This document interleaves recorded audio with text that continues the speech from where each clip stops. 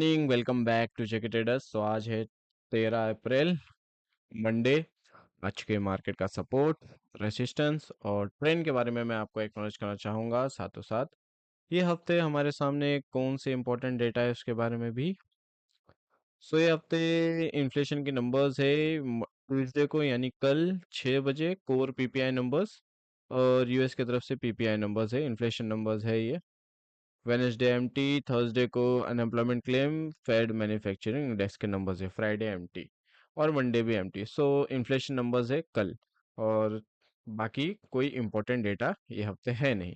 By the way, कल Iran और US के बीच में बातें हुई थी, जिसका रिजल्ट ये निकल के आया कि दोनों पक्ष जो है कोई चीजों पे एग्री हुए नहीं है।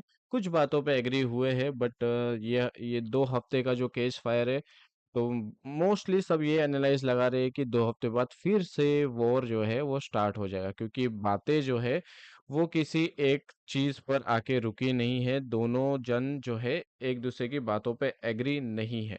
देयर आर चांस कि फिर से केस फायर हटे और वॉर फिर से स्टार्ट हो जाए मिडल ईस्ट के अंदर, ईरान, यूएस और इसराइल के बीच में।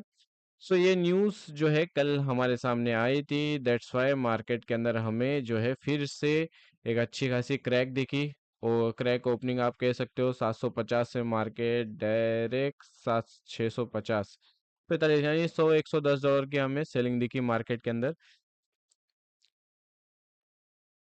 फिलहाल अभी मार्केट का ट्रेंड नेगेटिव है। कोई मेजर अभी भी और भी बातें होना बाकी है, कोई मेजर अपडेट जब तक निकल के नहीं आता तब भी आप भी ख्याल रखिए। ट्रेंड फिलहाल अब नेगेटिव हो गया है। After that crack, trend is negative. सबने सोचा था केस फायर हो गया है, अब जो है बातें होगी, बातों के अंदर जो है डिप्लोमेटिक टॉक्स के अंदर जो है कोई फैसला निकल के आएगा, कोई राह निकल के आएगी, फिर से सारी चीज़ें जो है स्टेट ऑफ हॉर्मस अच्छे से वर्क करेगा। बट स्टेट ऑफ हॉर्मस स्टिल एक ब्लैक चौक पर है, और सारी चीज़ें अभी तक का यूएसए और ईरान के बीच में रिजॉल्व नहीं हुई है।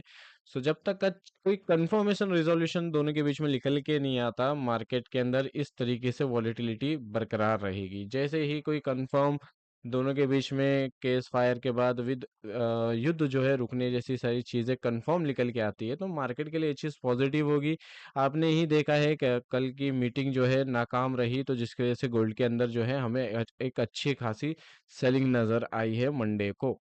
दैट मीन्स कि वॉर अगर होती है फ्यूचर में फिर से इग्नाइट, तो गोल्ड के लिए नेगेटिव है। केस फायर होता है, अच्छी तरीके से सफलता होती है, दोनों जन रिजॉल्व करते हैं दोनों पार्टी, तो ये गोल्ड के लिए पॉजिटिव है। स्ट्रेट एंड फॉरवर्ड ये दो कंडीशंस है गोल्ड के मार्केट के रिएक्शन के अंदर।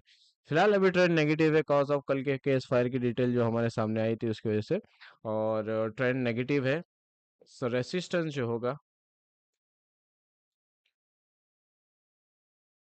745-750 का रेसिस्टेंस होगा, प्रीवियस मार्केट सपोर्ट एरिया।